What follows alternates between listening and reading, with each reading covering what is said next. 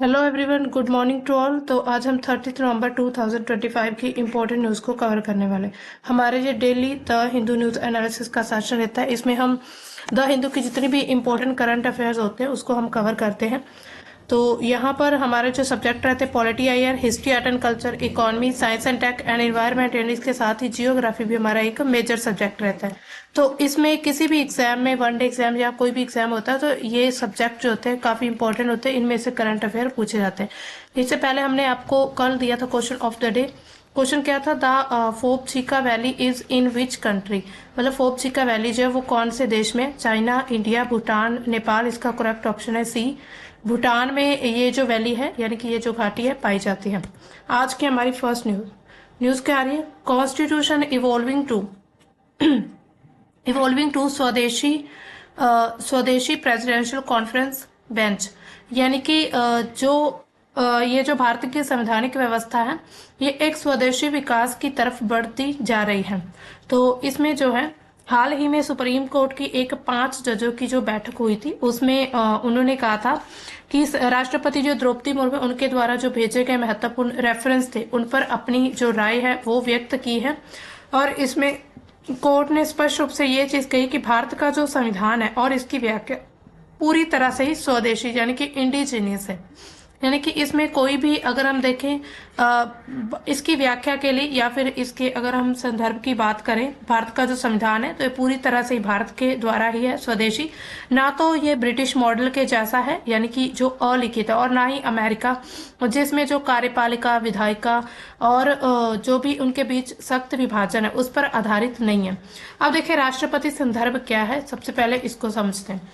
तो भारत का जो संविधान है उसका अनुच्छेद 143 जो है वो इस बात की व्याख्या करता है कि राष्ट्रपति जो है वो सुप्रीम कोर्ट से किसी कानूनी या फिर संवैधानिक मुद्दे पर सलाह मांगने का अधिकार है प्रेसिडेंट को। इसके अलावा ये राष्ट्रपति संदर्भ जो है कहलाता है।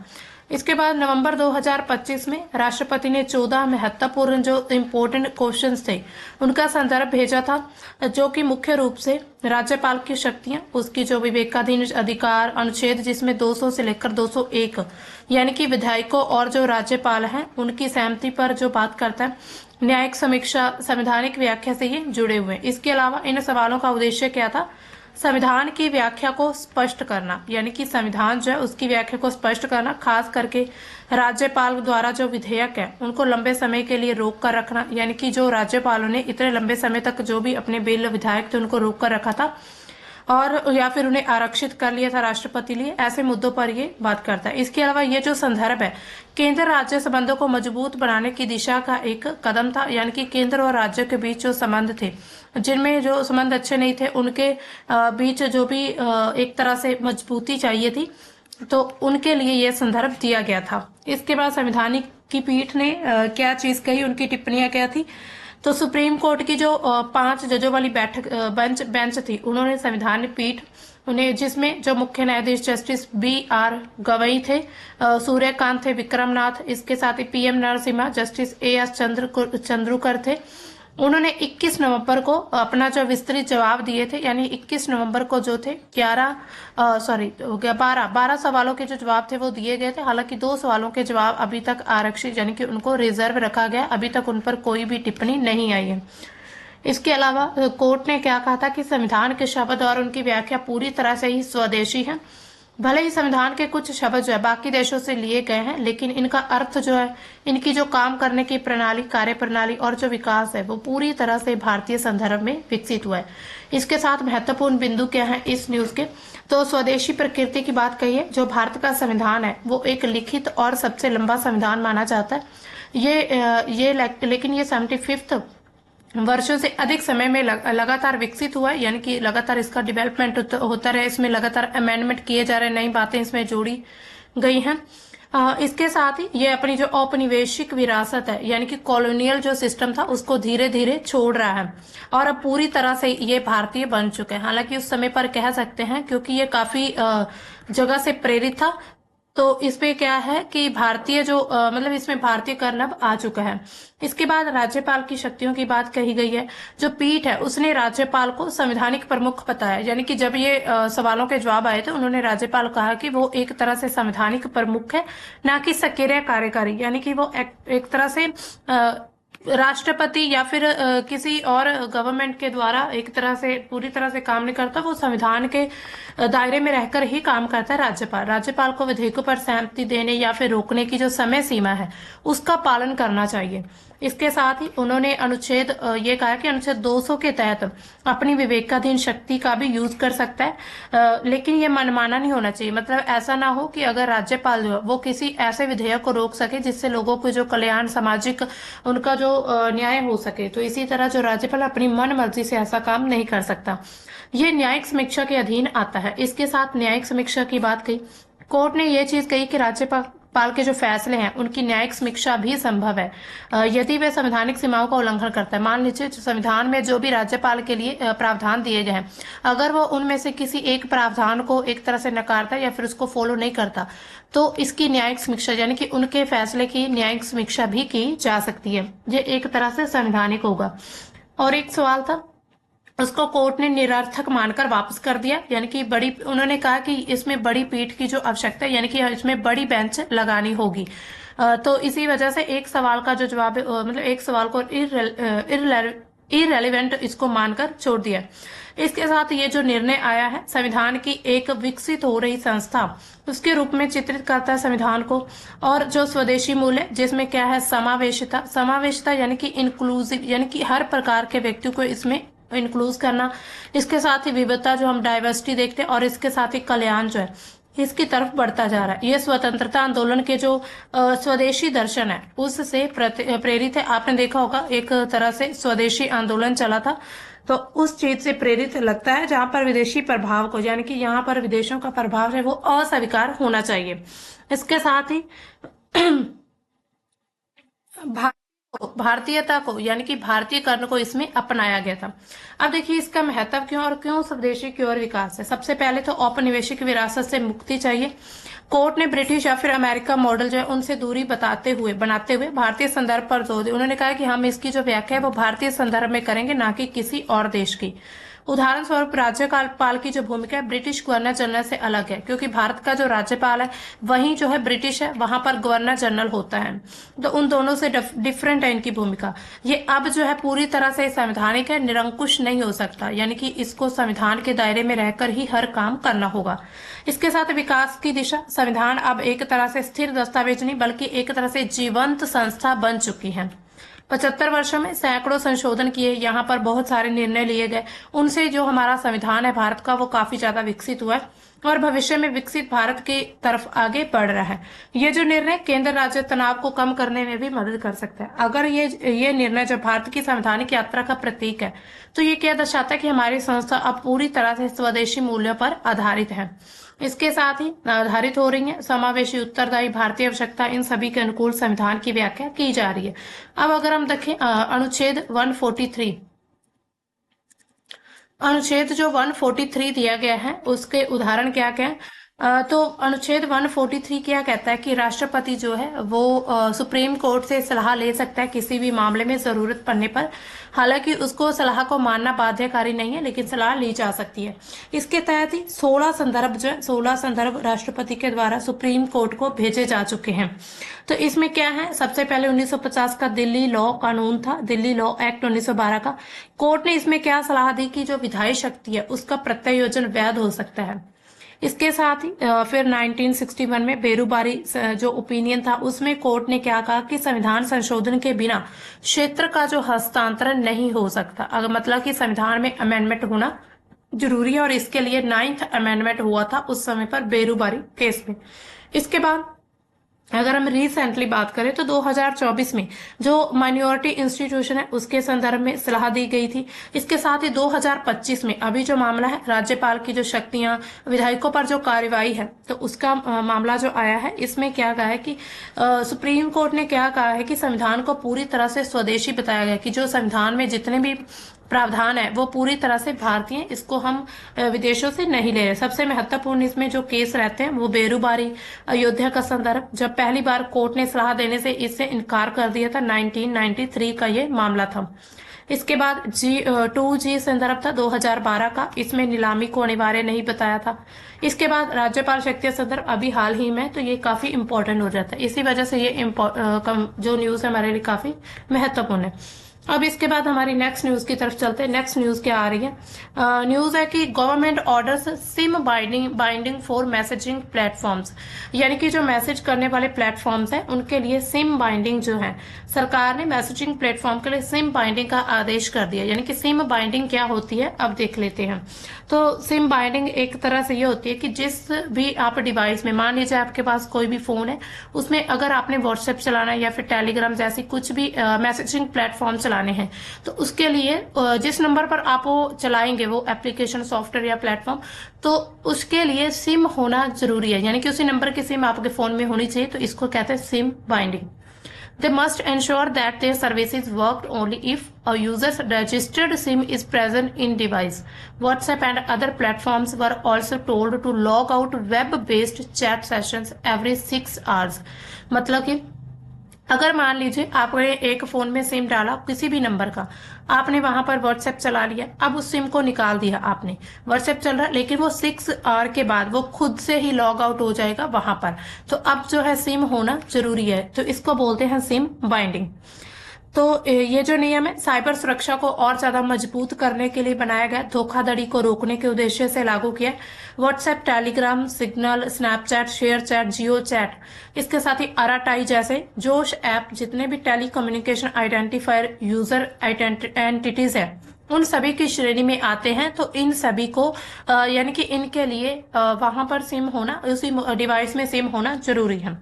तो इसका मतलब क्या है कि एप्स जो है बैंकिंग या यूपीआई एप्स की तरह अब सख्त सिम आधारित सुरक्षा के दायरे में होने वाले हैं। तो इसमें क्या होता था, फ्रॉड कैसे हो सकता था? मान लीजिए आपने किसी आपकी जो सिम है कहीं पर गिर गई मान लीजिए, ठीक है, तो किसी और ने सिम उठाकर उसमें व्हाट्सएप चला लिया। अब आपका जो नंबर जिन लोगों के पास है तो आपका नाम ही जाएगा अगर वो व्यक्ति वहां पर कुछ मैसेजेस, कुछ भी स्पैम वगैरह करेगा। तो इससे क्या होता था कि साइबर क्राइम बढ़ जाते थे। साइबर क्राइम मतलब वो कहीं से भी पैसे की, मनी की डिमांड कर सकता था या फिर कुछ भी उसका मिस यूज होता था। तो इसी तरह क्या है कि ये जो है अब उसी प्लेटफॉर्म को चलाने के लिए, उसी एप्लीकेशन सॉफ्टवेयर को, मैसेजिंग ऐप को चलाने के लिए आपके पास सिम होना बहुत जरूरी है।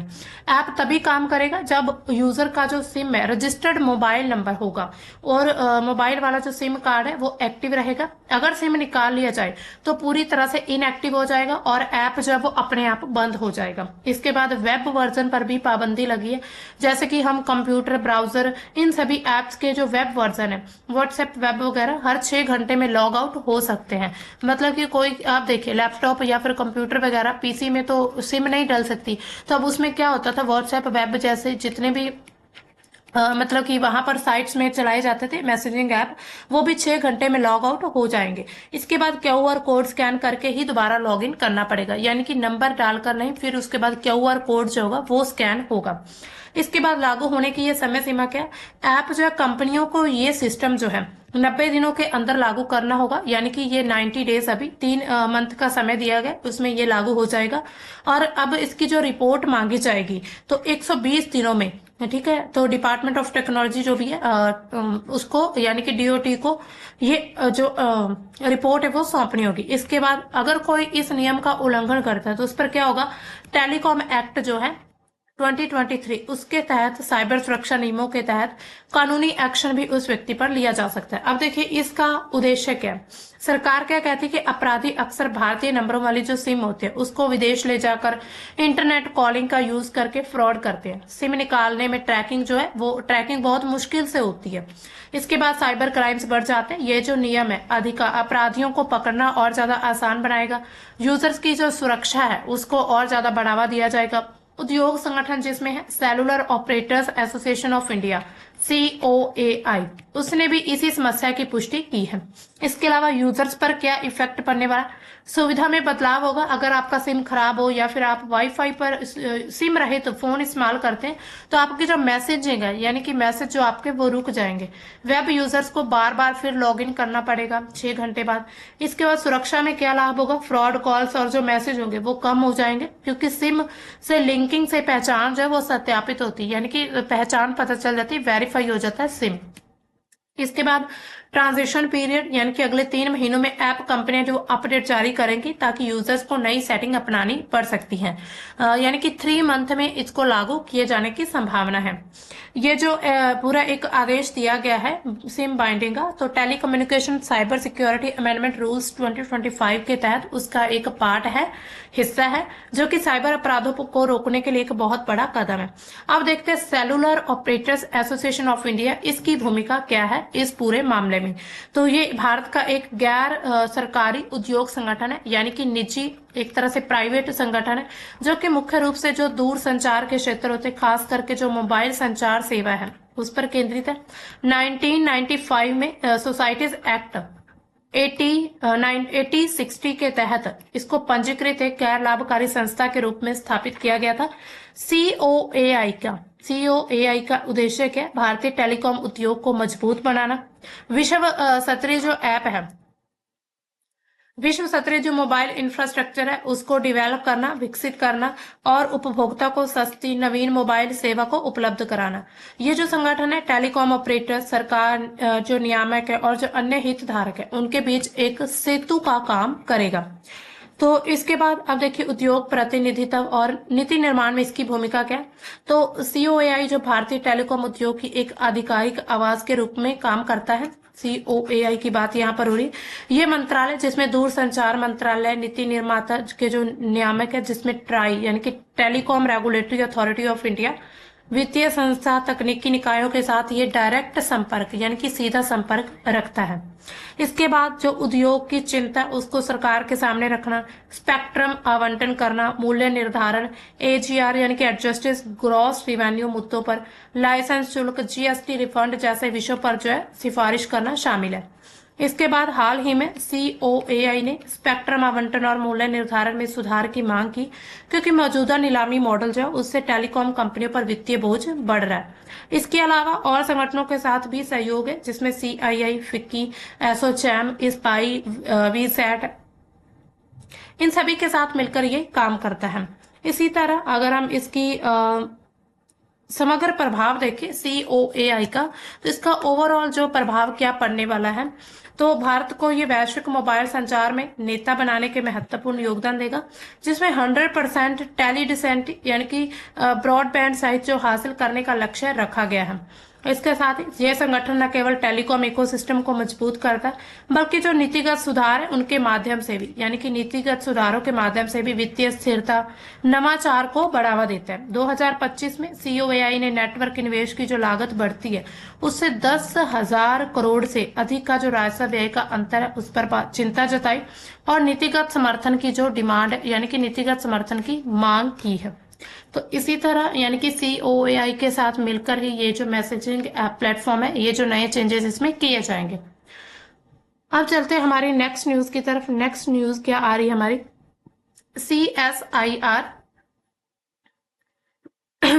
सीएसआईआर ने जो NAL unveils production version of Hansa 3 plane, यानी कि हंसा 3 प्लेन का जो प्रोडक्शन है उसको अनवील किया गया है। Council of scientific and industrial research, CISR का फुल फॉर्म क्या है, council of scientific and industrial research, उसके अंतर्गत जो राष्ट्रीय एरोस्पेस लेबोरेटरीज जो है NAL बेंगलुरु ने, यानी कि जो बेंगलुरु में इसका हेड ऑफिस है, उसने हंसा 3 NG को ट्रेनर विमान के उत्पादन संस्करण का एक औपचारिक अनावरण किया है। ये अनावरण जो विज्ञान एवं प्रौद्योगिकी राज्य मंत्री डॉक्टर जितेंद्र सिंह के द्वारा किया गया है इसको, और भारत की जो स्वदेशी विमानन प्रौद्योगिकी उसमें एक बड़ा महत्वपूर्ण कदम माना जा रहा है, जो कि पायलट प्रशिक्षण की बढ़ती मांग को पूरा करने के लिए डिजाइन किया गया। इसके अलावा मुख्य विवरण क्या दिए गए, विमान की विशेषता क्या क्या है। सबसे पहले हंसा 3 जो है इसको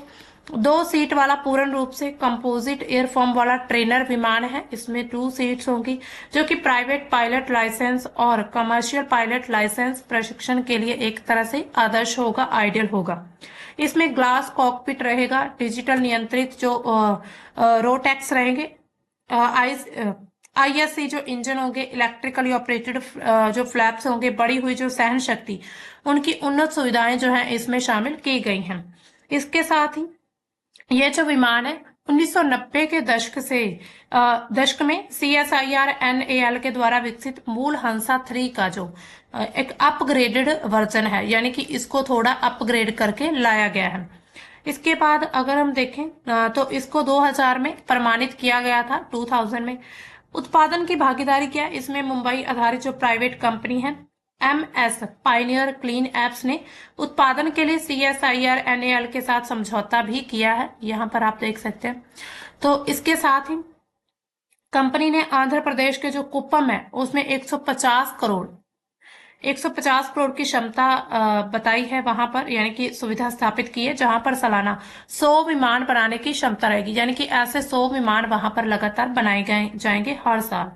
ये आत्मनिर्भर भारत अभियान के तहत एक सार्वजनिक निजी भागीदारी का भी उत्कृष्ट उदाहरण है, यानी कि PPP, यानी कि प्राइवेटाइजेशन। इसी तरह यानी कि PPP मॉडल को दर्शाता है। इसके बाद इसका महत्व क्या है, आखिर भारत को अगले 15 से 20 वर्षों में 30,000 जो पायलट की आवश्यकता होगी। यह विमान जो है विदेशी ट्रेनर विमानों पर निर्भरता को कम करेगा, यानी कि जो बाहर से ट्रेनर आते हैं विमान के लिए उनकी निर्भरता कम होगी, भारत में ही ऐसे ट्रेनर जो है वो तैयार किए जाएंगे। यह विमान विदेशी ट्रेनर विमानों पर निर्भरता कम करने, विमानन क्षेत्र में रोजगार उद्यमिता के नए अवसर पैदा करेगा। ये उड़ान योजना के तहत क्षेत्रीय कनेक्टिविटी को भी बढ़ावा देगा। इसके साथ ही सार्स MK2 जो है ये अनावरण के दौरान ही 19 मीटर यहाँ पर देख सकते हैं 19 सीटर जो लाइट ट्रांसपोर्ट है विमान है सार्स MK2 के लिए आयरन बर्ड की सुविधा का भी उद्घाटन किया गया, जो कि नागरिक और सैन्य उपयोग के लिए विकसित किया जा रहा है, यानी कि दोनों के लिए, नागरिक both civilian and military operations दोनों के लिए यूज होगा। इसके बाद हाई एल्टीट्यूड प्लेटफॉर्म्स जो है HAP, भारत जब अमेरिका यानी कि USA, इसमें ब्रिटेन, जर्मनी जैसे जो चुनिंदा देश है उनकी तरह सोलर पावर्ड अनमैन्ड एयरक्राफ्ट जो विकसित कर रहा है, जो कि 20 किलोमीटर की ऊंचाई पर लंबे समय तक उड़ान भर सकते हैं। इसका जो प्रोटोटाइप है 2027 तक उड़ान भरेगा। अब देखिए हंसा 3 के उत्पादन संस्करण का महत्व क्या है। ये जो अभी हमने देखा एक विमान हंसा 3, इसका एक तरह से महत्व देखते हैं वो क्या। यह सिर्फ एक छोटा ट्रेनर विमान नहीं बल्कि भारत के जो विमानन आत्मनिर्भर के लिए एक बहुत ही महत्वपूर्ण बड़ा कदम है। इसमें जो पायलट की भारी कमी होती है, पायलटों की जो कमी है उसको पूरा करना इसमें होगा। अगले 10 से 15 सालों में 10,000 से ज्यादा नए पायलट जो है वो तैयार किए जाएंगे। अभी ज्यादातर जो है फ्लाइंग स्कूल विदेशी विमान इसको यूज करते हैं, जो कि काफी ज्यादा महंगे हैं और रख रखाव विदेशी कंपनियों पर डिपेंड यानी कि निर्भर होता है। इसके बाद पूरी तरह से इसमें स्वदेशी तकनीक यूज की जाएगी, डिजाइन सामग्री जितना भी इंजन कंट्रोल सिस्टम है, एवियोनिक्स जो भी यानी कि सब भारतीय होगा। इसमें पहली बार भारत में पूरी तरह से कंपोजिट एयरफ्रेम वाला प्रमाणित विमान तैयार किया जा रहा है। इसके साथ निजी क्षेत्र की इसमें सबसे बड़ी भागीदारी रहने वाली है। जो निजी क्षेत्र यानी कि प्राइवेट सेक्टर में कुप्पम में हमने अभी देखा 150 करोड़ की जो सुविधा फैक्ट्री लगाई जाएगी, हर साल वहां पर 100 विमान तैयार किए जाएंगे। पहली बार कोई निजी भारतीय कंपनी छोटे सिविल विमान का बड़े पैमाने पर उत्पादन कर रही है। इसके साथ ही MSME और सप्लाई चेन नई स्टार्टअप्स को बहुत बड़ा बूस्ट मिलेगा। आत्मनिर्भर भारत और निर्यात की संभावना रहेगी, जिसमें अफ्रीका, इसके साथ ही दक्षिण पूर्व एशिया, लैटिन अमेरिका के कई देश जो है वो सस्ते ट्रेनर विमान भी ढूंढ रहे हैं। हंसा NG की कीमत जो है विदेशी समकक्षों से 30 से 50% तक कम होगी और निर्यात का हमारे पास बहुत बड़ा मौका रहेगा। इसके साथ ही छोटे हवाई अड्डे, उड़ान पट्टियों पर आसानी से ये उड़ान भर सकता है। इसके साथ ही जो नए पायलट हैं वो सस्ते में तैयार हो जाएंगे, यानी कि एक तरह से ये कम कॉस्टली रहेगा। क्षेत्रीय एयरलाइंस के लिए पायलट उपलब्धता बढ़ जाएगी। रक्षा क्षेत्र के लिए भी लाभ होने वाला है। वायुसेना या फिर नौसेना के जो बेसिक ट्रेनर है उसके रूप में भी इसको इस्तेमाल किया जा सकता है। इसके बाद ही तकनीक का इस्तेमाल जो भविष्य में UAV, हल्के लड़ाकू विमान, इन सभी में किया जाएगा। इसी तरह हंसा 3 जो है एनजी को, हंसा 3 जो है एनजी को भारत को विमान बनाने वाला देश इसकी दहलीज पर लाकर खड़ा कर रहा है। ये एक छोटा विमान नहीं है, बल्कि भारत के जितने भी आने वाले एविएशन हब हैं उसका एक तरह से पहला ठोस ईंधन तैयार किया जा रहा है। तो इसी तरह जो यानी कि धीरे धीरे जो भारत अपनी स्वदेशी तकनीक को आगे बढ़ाता जा रहा है और जितनी भी डेवलप्ड नेशन उनमें शामिल हो रहा है। अब आपके लिए आज का question of the day, which incident triggered Trump's announcement on suspending migration from third world countries? A migrant caravan arrivals, a border security breach, an immigration policy report, a shooting by an Afghan national. यानी कि कौन सा ऐसा incident है जिसने Trump को third world countries को announcement करने के लिए प्रभावित किया है? इसमें जो अलग अलग 4 इंसिडेंट दिए गए, इसमें आपने सही ऑप्शन बताना है कौन सा है, और वो हमें कमेंट सेक्शन में बताइएगा। तो आज का हमारा सेशन जो था हिंदू का था, इतना ही था। आज इसमें सिर्फ इतनी ही इंपॉर्टेंट न्यूज थी, और आज का हमारा जो एडिटोरियल का सेक्शन भी नहीं रहा है। तो मिलते हैं हम अपने कल के द हिंदू के सेशन में, तब तक के लिए बाय, थैंक्स फॉर वॉचिंग।